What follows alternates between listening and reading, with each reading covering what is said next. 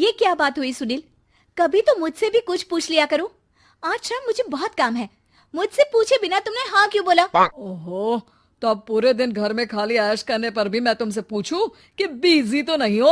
अरे फालतू का मेलोड्रामा नहीं चाहिए मुझे। टाइम से तैयार रहना। उसे सच में आज बहुत काम है बेटे, तू अकेले चला जाना। पहले पैसे कमा कर इनके खर्चे उठाओ और फिर नाटक देखो जरा। दोनों बाप बेटे हमेशा की तरह दोनों सास बहू को कड़वी बातें सुनाकर ऑफिस चले जाते हैं, जिसकी अब आदत होने पर वो दोनों भी किसी से कुछ बोले बिना अपने काम में लग जाती हैं। इसी तरह सुबह से शाम हो जाती है। मम्मी, समझ नहीं आ रहा, इतने सारे काम पड़े हैं जो कल सुबह तक अगर पूरे नहीं किए तब भी हम पर ही इल्जाम आएगा, और अगर पार्टी में नहीं गई तब भी सुनाएंगे। अरे इन कहो की तो आदत हो गई है बेफिजुल काय काय करने की। तू तैयार हो जा, काम मैं संभाल लूंगी। अब नेहा सुनील के घर वापस आने से पहले ही तैयार हो जाती है, जिस पर वो सुनील के आते ही पार्टी के लिए चले जाते हैं। वहां पहुंचकर हमेशा की तरह सुनील अपने दोस्तों में बिजी हो जाता है और नेहा एक कोने में खड़ी रहती है। रात बीतती है और अगली सुबह एक बार फिर वही रूटीन शुरू हो जाता है। इन लोगों को हमारे काम और जिंदगी की कोई अहमियत क्यों नहीं है? इन्हें कब समझ में आएगा कि घर में रहने वाली औरतें सिर्फ आराम नहीं करती। बेटा मेरी तो उम्र बीत गई यही सोचते हुए, पर आज तक ना वो बदले और ना जवाब मिला। लेकिन माँ, समय हमेशा एक जैसा नहीं रह सकता, इन्हें बदलना होगा। सुबह से शाम होती है और फिर रात। इसी तरह दिन बीतने लगते हैं। एक शाम सुनील और उसके पापा ऑफिस से जल्दी घर वापस आते हैं। तब हमें पार्टी में जाना है, सूट प्रेस करके दे दो और जल्दी तैयार हो जाओ। अरे तुम भी और घंटों मत लगाना, समझे? इसके आगे नेहा या सास को बोलने का कोई भी मौका ना देते हुए दोनों वहां से चले जाते हैं। कुछ देर बाद चारों पार्टी में पहुंच जाते हैं।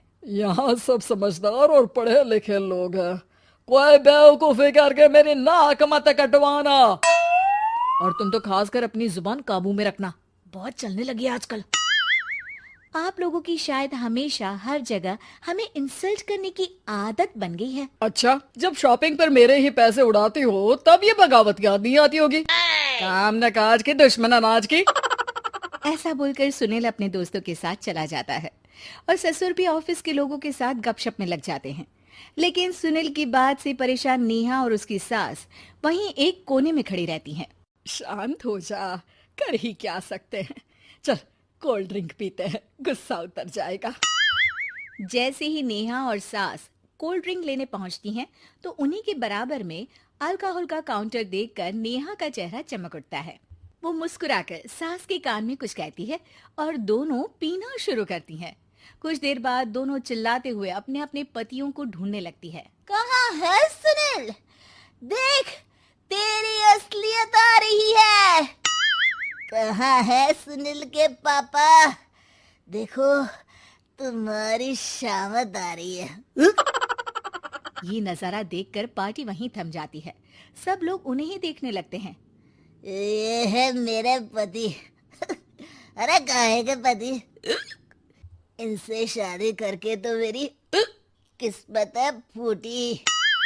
और ये मेरे पति, जिन्हें पति बोलने में मुझे आती है शर्म बड़ी। चलो आज आप लोगों को इनके असली रूप से मिलाते हैं, जिसमें ये अपनी पत्नियों की रत्ती भर भी इज्जत नहीं करते।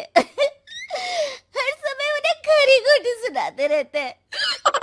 हर जगह बिना मौका और माहौल देख उनकी उनकी सेल्फ रिस्पेक्ट की धज्जियां उड़ाते रहते हैं। क्या बोलते हो कि घर में रहकर हम करते ही क्या है? अगर ऐसी बात है तो कल से खुद अपने कपड़े धोना, प्रेस करना, सब्जी खरीदना, खाना बनाना और पसंद ना आने पर दोबारा बनाना, जैसे हम करते हैं ना। फिर घर की सफाई, सारा सामान अपनी जगह रखना, जो तुम्हारे फेंकने पर हम करते हैं। और फिर फाइनेंस मंत्री बनकर लिमिटेड पैसों में बढ़ती कीमतों के साथ घर का बजट बनाना। सुनील, इन्हें चुप करा। अपनी तो कोई इज्जत है नहीं, हमारी भी खराब कर रही है। हाँ, ये तो और बढ़िया है। अब अच्छे से सुनो। नेहा, ये क्या ड्रामा है? ड्रामा तो अभी शुरू हुआ है जी।